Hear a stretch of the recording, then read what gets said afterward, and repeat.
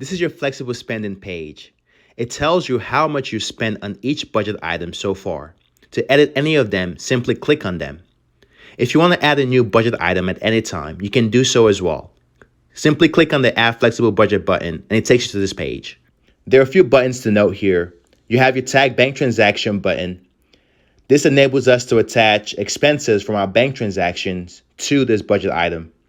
You have your Select Category button. This is useful for selecting the right category for this budget item. And then you have your Custom Category checkbox. This is useful when the budget item we're creating or adjusting doesn't fit into one category. And so here we have Christmas gift budget. This is a budget that will not necessarily fit into one category.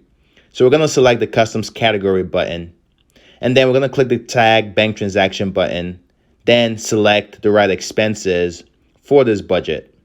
And then once we're done with that, we can see here Bolli has attached these expenses to this budget item. And then once we're done adding a budget item, we're going to go ahead and re-rank our flexible spendings.